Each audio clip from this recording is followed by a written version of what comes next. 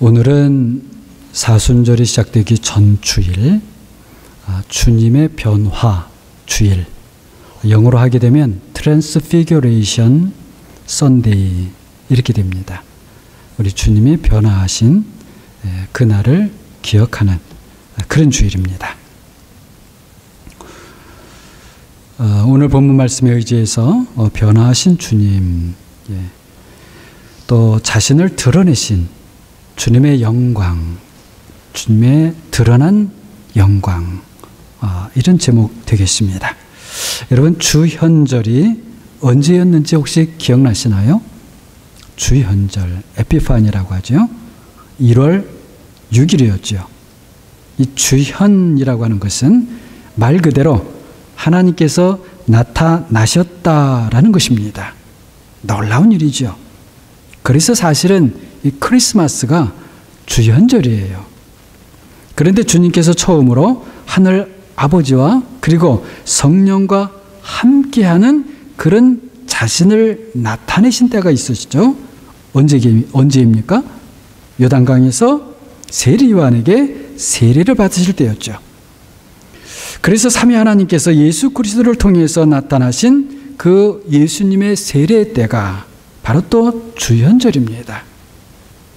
전에 말씀드린 것처럼 교회의 아주 초기에는 이 하나님의 아들의 탄생과 요단강에서 세례를 받으신 것을 함께 주현이라고 해서 1월 6일을 함께 주현절로 지켰던 겁니다. 그러다가 이 크리스마스 절기가 별도로 구별되어서 지켜지게 된 것 같습니다. 아무튼 주현절이 벌써 1월 6일 꽤 시간이 지나갔죠. 그런데 또 다음 주일에 렌트라고 하죠. 렌트, 사순절이 시작됩니다. 이건 또 무엇인가? 얼핏 생각하면 교회에는 이렇게 절기가 있을까? 이렇게 생각하는 분도 계실지 모르겠습니다. 갈라디아서 4장 10절에서 11절을 보게 되면 사도 바울이 갈라디아 교회 성도들에게 여러분이 날과 달과 절기와 해를 지키고 있으니 내가 여러분을 위하여 수고한 것이 헛될까 염려됩니다. 이렇게 말하죠.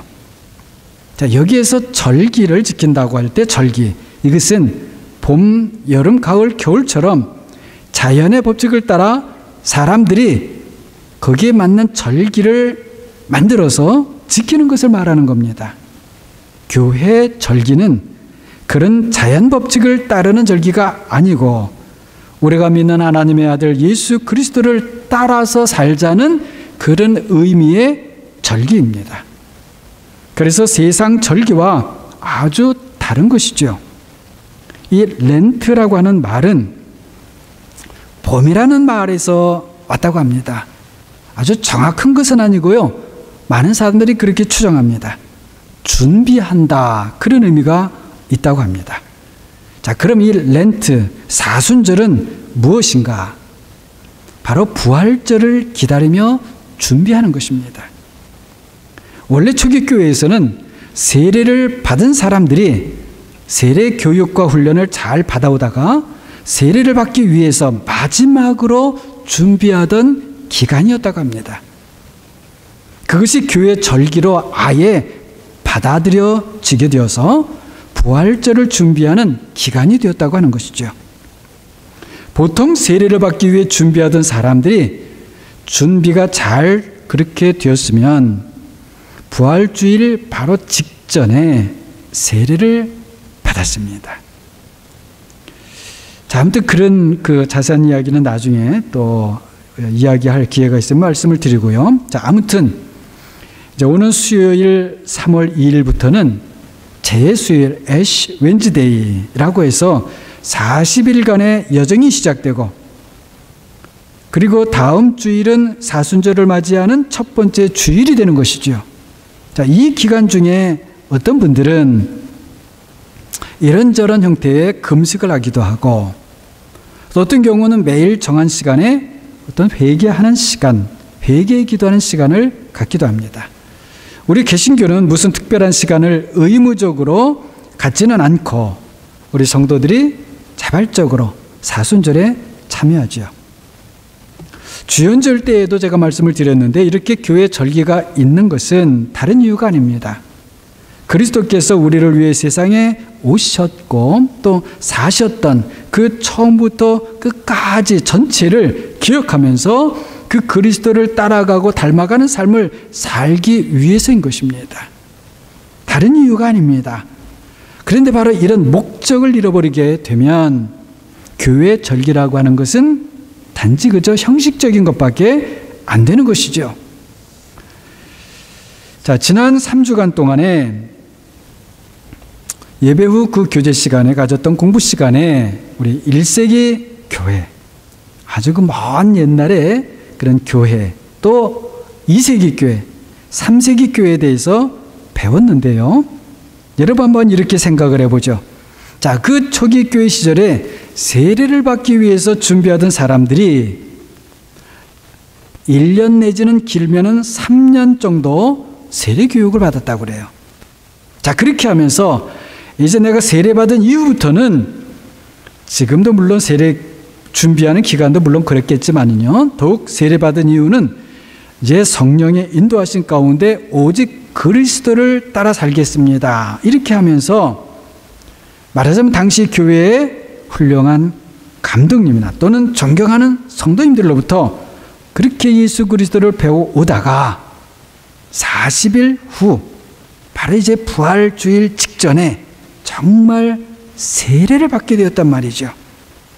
그래서 마지막으로 그리스도 안에서 천국을 소유한 사람으로 이 세상에서 다시 태어나는 그런 시간을 이제 기다리면서 바라보고 있는 거예요. 그 40일이 그런 분들의 마음에 어떻게 다가왔을 것 같습니까? 이제까지의 기대가 40일 후면 현실이 되는 그런 시간이었을 거예요. 말하자면 군인으로 말하게 되면 이제 사관학교에서 이제 장교가 되는 그런 학교, 사관학교에서 훈련을 열심히 받고 40일 후에 장교로, 오피서로 그렇게 임관하는 날을 위해서 마지막으로 준비하는 시간과 같다는 거예요. 자, 그렇게 보면 그 사람은 각오가 새로울 것이고요. 하지만 어떻게 보면 마지막에 내가 이 기간 중에 또 탈락하면 안 되지 한 이런 약간의 두려움도 없잖아 있었을 것이고요. 또는 장교가 실제로 되는 이제 기대감, 포부 이런 것도 있었겠죠. 초기 교회에서 세례를 받는 것은 사실은 그것보다 훨씬 그 이상의 일이었습니다. 군인으로서 명예로운 장교가 되고 하는 것은 사실은 다 이 세상 일들이지만 세례를 받는 것은 하늘의 일에 참여하는 것이었기 때문에 그렇습니다. 이 땅에서 말이죠. 하나님 나라의 당당한 시민이 되는 거예요. 하나님과 직접 대면하는 삶을 사는 거죠. 이 세상 무엇과도 비교할 수 없는 일입니다. 그래서 세례를 받는 것은 정말 놀라운 일이었습니다. 세상 사람들이 그것을 몰라준다? 상관없지요. 세상 사람들이 모른다고 한다면 그것은 당연합니다. 하나님의 나라의 일을 어떻게 세상 사람들이 알겠습니까? 이렇게 초기 교회에서 세례를 받기 위해 준비하던 사람들의 그런 마음으로 우리가 이번 사순절 기간을 맞으면 좋겠다라고 하는 것입니다.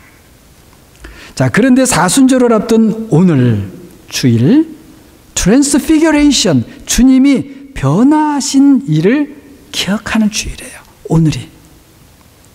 사실은 변화산에서 주님이 변화가 되셨다. 그것은 사실은 주님의 본래의 모습을 드러내신 그런 사건이에요. 그런 시간입니다. 그래서 아주 중요한 사건입니다. 이 세상에서 처음에 주님의 탄생이 있었죠. 성탄절. 자, 그때에는 하나님의 아들 자신의 영광은 철저하게 가려져 있었죠. 그런 다음 주님께서 요단강에서 세례를 받으셨습니다. 그때에는 놀랍게도 하늘에서 아버지의 음성이 그리고 성령이 비둘기같이 내려오셨죠. 하지만 아직 주님 자신의 영광이 드러난 것은 아니었습니다. 그런데 이번에는 변화산에서 변형되시는 일이 있는 거예요. 무엇인가 하면 주님 자신의 영광을 드러내신 거예요.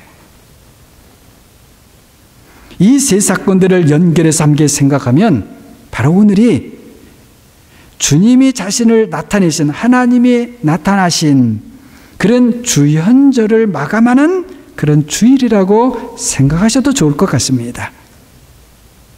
자, 이렇게 주님이 변화하신 모습이 40일 후에 우리 교회 절기로 하게 되면요, 40일 후에 홀리위크라고 하죠. 자, 이 홀리위크를 지나서 부활주일로 연결이 되죠. 자, 그렇다면 다시 한번 생각을 해봅니다. 변화산에서 주님께서 영광스러운 모습으로 변형이 되셨죠. 사실은 말씀드린 것처럼 변형이라기보다는 주님께서 가지고 계신 원래의 모습이에요. 자, 이렇게 영광스럽게 되신 모습과 십자가의 죽음과 그리고 부활하신 주님의 모습과를 비교하면 어떤 것 같습니까? 달라 보이지만 사실은 같은 거예요. 자, 아무튼 이런 사건들은 모두 그리스도로 말미암아 우리에게 나타나는 모든 사건들은 우리의 구원과 관련되는 일들입니다. 그래서 그리스도와 함께 하신 모든 일들이 우리를 위한 복음이에요. 복음. 변화산에서의 주님이 변화되신 모습, 그것도 우리에게 주시는 복음이에요. 참으로 하나하나 그리스도께 생하신 하나하나가 모두 놀라운 일들입니다. 자, 예수님께서 변화산에 올라가시기 8일 전쯤에 제자들에게 이런 말씀을 하세요. 여기에 서 있는 사람들 가운데에 죽기 전에 하나님의 나라를 볼 사람들이 있다. 이렇게 말씀하신 8일쯤 후에 오늘 본문 28절을 보게 되면 제자들 중에서 베드로와 요한과 야고보 이렇게 세 사람을 데리고 기도하시기 위해 산에 올라가십니다. 성경에는 변화산이라고 하는 말이 없지요. 그냥 산입니다. 산. 이 산은 갈릴리 지방에, 그러니까 이스라엘의 맨 아래가 유대 지방, 중간에가 사마리아, 맨 위가 갈릴리 지방이죠. 맨 위에 그 갈릴리 지방에 있는 다볼산이라고 알려져 있습니다. 대략 500에서 600m 정도 그런 높이가 된다고 하니까 높은 산은 아니지만, 그렇다고 당시의 팔레스틴 지역에서는 그렇게 낮은 산도 아닌 것 같습니다. 오늘날은 그 산 위에 이 변화성전이라고 해가지고요, 예, 트랜스피규레이션 템플, 변화성전이 거기 세워져 있습니다. 자, 예수님께서는 분명히 기도하러 올라가셨습니다. 따라갔던 세 제자들도 그렇게 알았겠지요. 자, 예수님께서 기도를 하러 올라가셔서 어떻게 기도하셨는지, 또 어떤 말씀들로 기도하셨는지 사실 저는 좀 궁금한데요. 아무튼 그렇게 기도하시는 중에 세 제자들은 너무 졸려서 비몽사몽간이었습니다. 여러분, 예수님께서 세례 받으실 때 요단강에서도 하늘이 열리죠. 그 전에 예수님께서 뭐 하세요? 기도하셨어요. 자, 이 다볼산에 올라가시는데도 기도하러 올라가셨고요. 기도하시는 중에 벌어진 일이에요. 자, 아무튼 제자들은 비몽사몽간, 그런데 이상해서 정신이 번쩍 들었습니다. 이것이 웬일인가? 예수님의 영광이 보이는 거예요. 전혀 다른 모습입니다. 정말 그 제자들은 깜짝 놀랐을 거예요. 이것이 무슨 일인지 그냥 놀랐을 뿐만 아니고 아주 당황했을 거예요. 그리고 두려워했다고 그래요. 성경을 보면. 그런데 그 예수님 곁에 두 사람이 서 있습니다. 성경에는 베드로가 그 두 사람을 어떻게 알아보았는지 설명이 없지만 모세와 엘리야라는 것을 알았습니다. 그리고 그 예수님, 그리고 모세, 엘리야 이렇게 세 분이 이야기를 또 나누어요. 그런데 그 이야기의 내용은 예수님께서 예루살렘에서 죽으실 것을 말하고 있습니다. 그런데 성경 내용을 자세히 보게 되면 사실은 이 세 명의 제자들이 졸고 있을 그때에 이미 예수님은 기도하고 계셨고, 그리고 그 예수님은 영광스럽게 변화가 되셨고, 모세와 엘리야도 영광스러운 모습 속에 나타나서 그 예수님과 이야기를 나누고 있었던 겁니다. 그 와중에 제자들이 깊이 졸다가 정신이 번쩍 들어서 보게 된 것이에요. 제가 이 장면을 가만히 생각해 보니까 말이죠, 졸다가 아예 깊은 잠에 빠졌더라면 이 제자들은 아무것도 못 봤을 거예요. 마치 신랑을 기다리다가 기회를 놓쳐버린 그 미련한 처녀들처럼 될 뻔했죠. 그나마 그래도 늦게라도 깨서 본 것 다행이었습니다. 생각해 보니 사실 우리 사람이 이렇습니다. 하나님의 놀라운 일이 벌어지고 있는데도 우리는 그것을 못 본다는 거예요. 그 현장 바로 앞에서도 졸고 있다는 거예요. 다른 생각하고 있다는 거예요. 안타까운 일이지요. 그나마 졸다가 깨어나서 다행이었습니다. 육신의 약함으로 아예 기회를 잃어버릴 뻔했는데 이렇게 졸다가 깨어나는 것, 사실 이런 것도 돌이켜보면 사실은 다 하나님의 은혜예요. 은혜. 자, 29절을 보게 되면은요, 기도하실 때에 용모가 변화되고 그 옷이 휘어져 광채가 나더라. 같은 내용의 다른 복음서 마태복음 17장 2절에서는요, 얼굴이 해같이 빛나며 그 옷이 빛과 같이 휘어졌다, 이렇게 기록합니다. 참으로 놀라운 변화입니다. 얼굴이 해같이 빛났다고 하죠. 입고 계신 옷까지 빛처럼 휘어졌고요. 자, 이것에 대하여서 좀 할 말이 꽤 있지만 다음 기회에 좀 하기로 하고요. 아무튼 이 세 명의 제자들이 그런 예수님의 얼굴과 용모를 바라본다고 한번 생각을 해보세요. 분명히 그분은 자신들과 같은 사람이셨어요. 산에 함께 올라갈 때까지. 그런데 어떻게 된 일입니까? 놀라지 않을 수가 없었겠지요. 하지만 여러분, 그 예수님을 통해서 나타나신 예수님의 영광의 모습이 결코 하나님의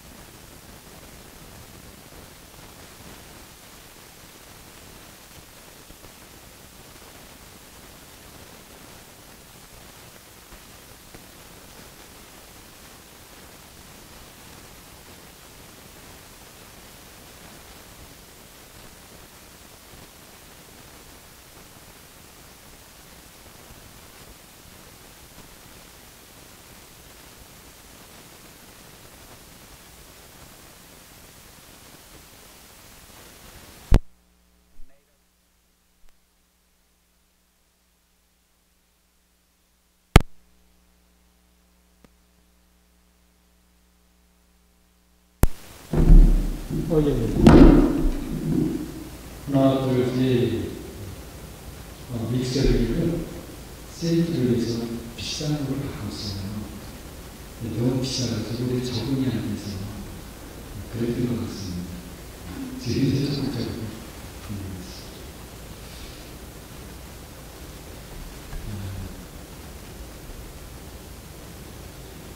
자, 우리 예수님께서 변형이 되셨어요. 변화가 되셨어요.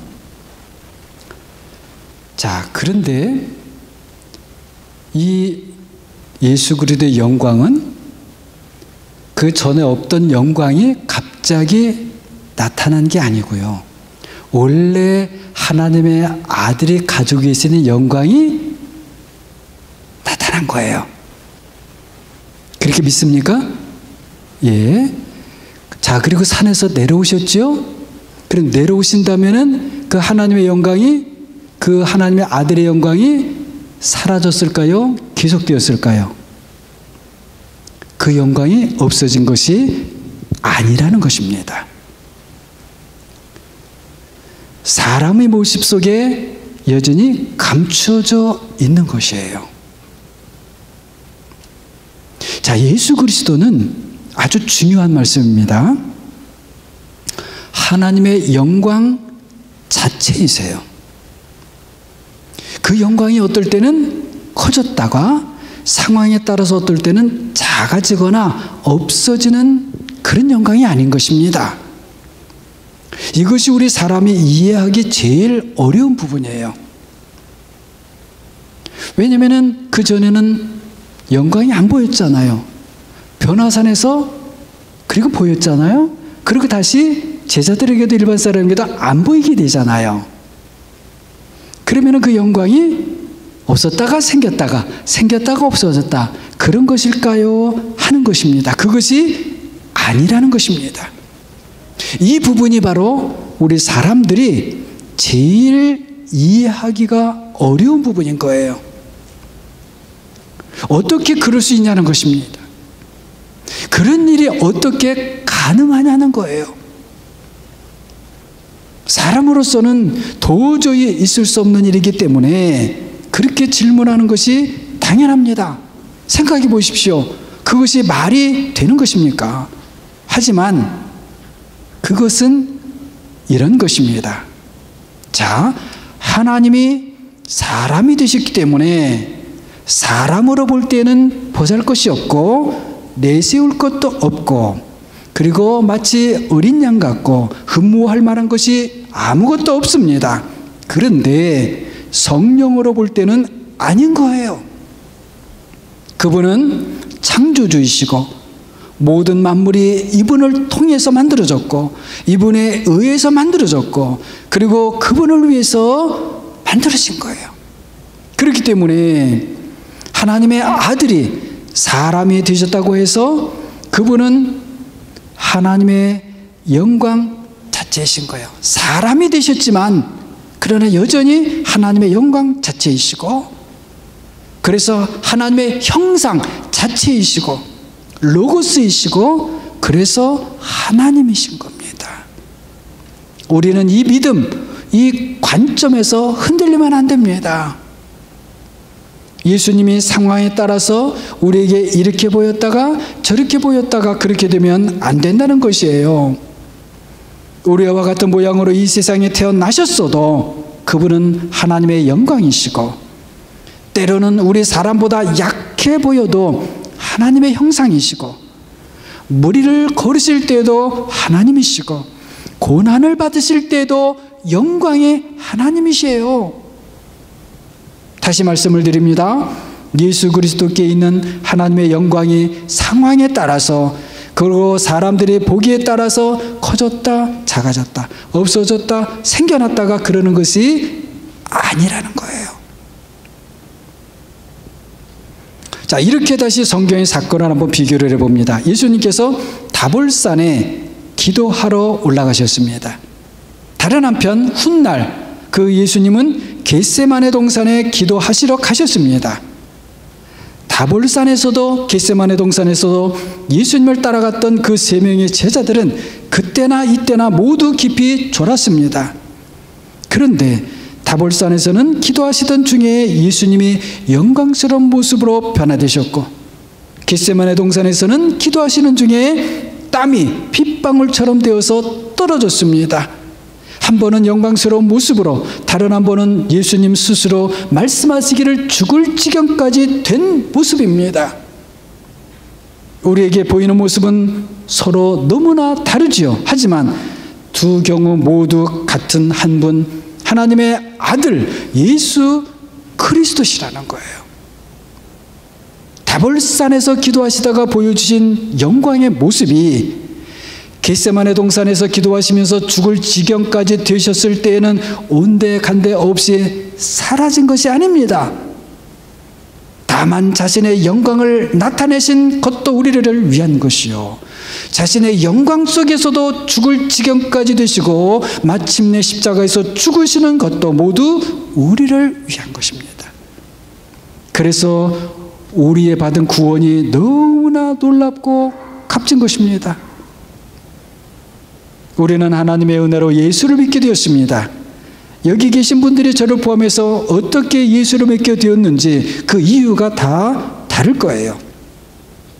어떤 분은 이렇고 또 어떤 분은 저렇고 말이죠. 그런데 또 우리에게는 예수님을 믿고 어떤 은혜들을 받았습니다. 그래서 이 자리에 사실 있는 것이죠. 각자 자신에게 아주 특별한 은혜를 받은 것들이 있다는 것입니다. 그것은 마치 구덩이에서 건짐을 받은 것 같기도 했고요, 병고침을 받은 것이었기도 했고요, 생각하지 못했는데 어떤 지혜, 어떤 새로운 지혜를 받은 그런 은혜가 있기도 하고요. 다양합니다. 그래서 우리는 귀하신 예수님, 참 좋으신 예수님, 사랑의 예수님이라고 고백하고 찬양을 합니다. 그런데 정작 더 중요한 것은 그 예수님이, 나를 찾아오셨던 그분이, 나를 고쳐주셨던 그분이, 나에게 좋은 것을 주셨던 그분이 어떤 분인지를 더 많이 알아가는 것이 더 중요한 것이에요. 내가 한때 은혜를 받았다고 하는 것보다 바로 이것이 훨씬 더 중요한 것입니다. 그래야 우리의 은혜가 계속해서 더 커지기 때문입니다. 우리가 계속해서 자라가기 때문입니다. 예를 들면 마치 이런 것과 같습니다. 어떤 사람이 병에 걸려서 그래도 좀 잘 고친다고 하는 동네 의사를 찾아갔습니다. 평소에는 별로 관심이 없었죠. 그래서 다급하게 되었으니 찾아갔어요. 내 병을 정말 잘 고칠까 이런 의심도 했는데 병이 정말 고쳐졌습니다. 그 의사는 그냥 평범한 의사처럼 보였고요, 병원 건물도 뭐 그렇게 좋은 건물 아니었어요. 그저 내 병을 고쳐줬으니 당연히 고맙습니다, 고맙구나 이렇게 생각을 했죠. 그렇지만 야, 이 내 병이 그렇다고 해서 다 고쳐진 것인가? 약간 의문점이 남겠죠. 그런데 말이죠, 나중에 알고 보니까, 얼마 후에 알고 보니까 그 겉모양이 그저 좀 허름했을 뿐이지 그 의사가 사실은요 동네 의사인데 사실은 그 우리나라에서 제일 유명하고 실력 있는 그런 의사였던 거예요. 그때 몰랐죠, 그 정도까지인 줄. 자, 그런 사실을 알고 나면 어떻습니까? 그런 사실을 알고 나면 와, 나는 그냥 동네 평범한 그런 의사인 줄 알고 그냥 잘 고친다고 해서 찾아갔는데 나를 치료했던 의사가 그런 의사였어? 그런 의사가 내 병을 치료했다고 한다면 뭐 내가 이제 걱정할 거 없겠군, 이런 그런 마음이 들겠죠. 그 의사에 대해서 잘 몰랐을 때하고 제대로 알게 되었을 때하고 우리의 마음이 달라진다는 거예요. 자, 그렇다고 해도 이런 것은 다 세상 차원의 문제입니다. 만약 그 의사가 사실은 하늘과 땅을 만드시고 그리고 다스리시고 그리고 주관하시는 그런 하나님이시라면 어떨까요? 그것은 말이죠, 차원이 전혀 달라지는 문제입니다. 나에게 은혜를 주신 분이 하나님이시라는 이 사실을 얼마나 놀라운 일인지 모릅니다. 얼마나 큰 일인지 모르는 거예요. 무슨 말씀인가 하면 우리가 믿는 예수 그리스도께서 어떤 분인지를 알아가는 것만큼 그것이 우리에게 실제로 놀라운 일이 되고 큰 일이 된다는 것입니다. 알아가면 알아갈수록 그렇게 된다는 거예요. 하나님을 잘 모르게 되면은요, 내가 받은 은혜도 은혜는 은혜인데 그 은혜의 실상을 잘 모르게 됩니다. 그 은혜는 더 높은 곳으로 나아가게 하시는 하나님의 힘인데 그것을 모르니까 가지지를 않는 거예요. 그 자리에서 머물러 있게 되는 거예요. 하나님을 잘 모르면 그렇게 되는 겁니다. 잘못하게 되면 내가 받은 은혜를 가볍게 여기게 됩니다. 잊어버리게 됩니다. 그렇게 되게 되면은요, 더 깊고 더 높고 더 넓은 은혜의 세계로 갈 수가 없는 것입니다. 예수님이 영광의 모습으로 변화되신 것은 전에는 영광이 없으셨는데 하나님의 특별한 은혜를 받아서 영광스럽게 변화되신 것이 아니라 하나님의 영광 잡지이신 하나님의 아들이 육신을 통하여 자신의 영광을 드러내신 것이에요. 없었던 영광이 생긴 것이 아니라 육신 가운데 감추고 계셨던 영광을 제자들에게 나타내서 보여주신 거예요. 왜 그렇게 하셨을까요? 잠깐만이라도 생각해 보게 된다면 예수님께서 하나님의 아들로서 자신을 드러내고 자랑하려고 그렇게 하신 것이 절대 아니지요. 그럼 무엇일까요? 바로 그 연약한 제자들에게 소망을 주시기 위해서예요. 앞으로 제자들이 보게 될 일들이 사람으로서 이해가 안 되고 의심스럽고 또 육신의 약함으로 인해서 흔들리게 되어도 예수 그리스도를 믿는 믿음을 잃어버리지 말라고 그렇게 하신 겁니다. 예수 그리스도께서는 모든 일을 자신을 위해서가 아니라 자신을 보내신 분의 뜻을 따라 하신 것이고 그것은 하나부터 10까지 모두 우리를 위한 일들을 하신 것이죠. 누가복음 오늘 본문에는 제자들이 그 당시에 벌어졌던 그런 일들을 보고 무서워했다고만 기록하고 있는데 같은 사건을 기록하고 있는 마태복음에서는 엎드려서 심히 두려워했고 그렇게 두려워서 엎드려 있는데 예수님께서 친히 오셔서 그들에게 손을 대시고 일어나라 두려워하지 말라 하신 다음에야 겨우 제자들이 허리를 펴고 눈을 떠서 보았습니다. 베드로후서 1장 16절을 보게 되면은요, 먼 훗날 베드로 사도는 이 사건을 성령으로 기억하면서 인간적으로 기억한 게 아니에요. 성령으로 기억하면서 우리 주 예수 그리스도의 능력과 강림하심을 너희에게 알게 한 것이 교묘히 만든 이야기를 따른 것이 아니다. 우리는 그의 크신 위엄을 친히 본 자라. 이렇게 말합니다. 변화산에서 예수님의 변형되신 일에 대하여 그분의 크신 위엄을 우리가 직접 보았다는 거예요. 우리는 그분 안에 있는 하나님의 영광을 보았고 그분이 바로 영광의 하나님이셨다는 그런 말입니다. 그리고 17절을 보게 되면 우리가 거룩한 산에 있었다고 말합니다. 다볼산이라고 말하지 않아요. 그냥 산이라고도 하지 않습니다. 거룩한 산이라고 한다는 말이죠. 아주 특별한 의미가 있는 그런 말입니다.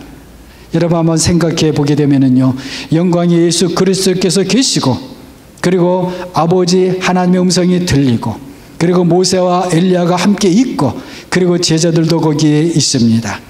이 모습이 하나님의 아들을 중심으로 해서 아버지와 함께 그 구약과 신약의 성도들이 함께 모여 있는 것처럼 보이지 않습니까?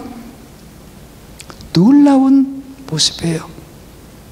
여러분, 이 부분은 이 정도로 하고요. 마지막으로 우리가 사순절을 그럼 어떤 마음으로 맞이해야 하는지를 마지막으로 살펴봅니다.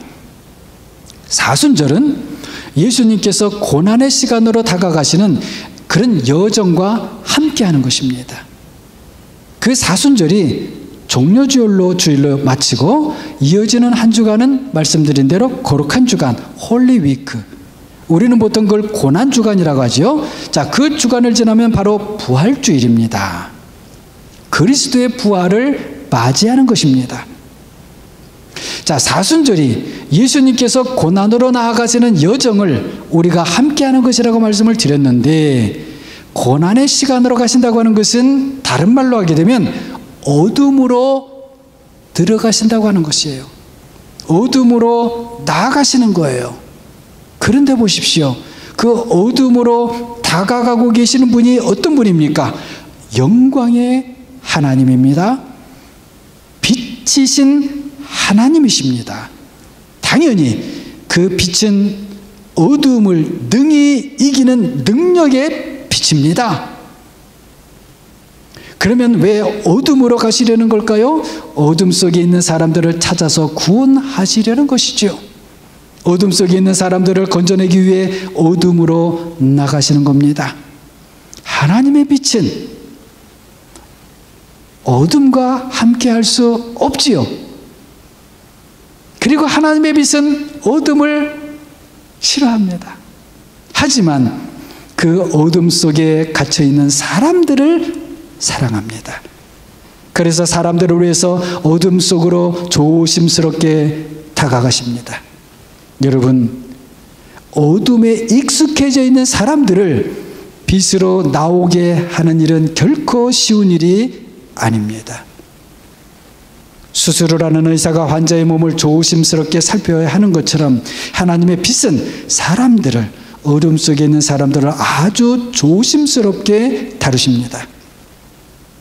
말씀드린 것처럼 그렇게 하지 않으면 그 어둠 속에서 어둠에 익숙해져 있는 사람들에게 잘못하면 해가 될 수 있습니다.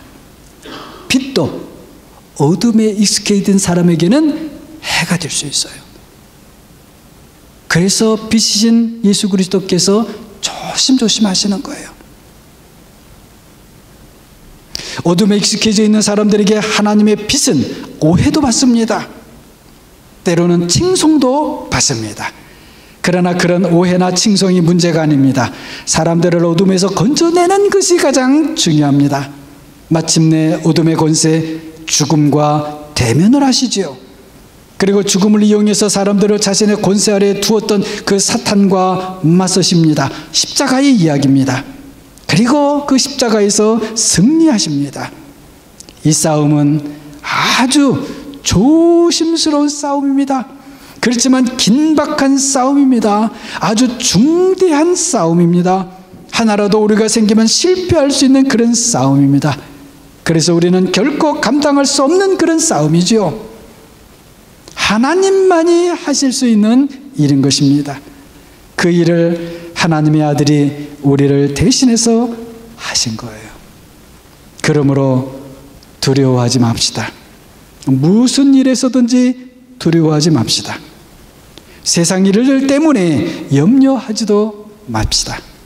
어떠한 세상 일이든지요.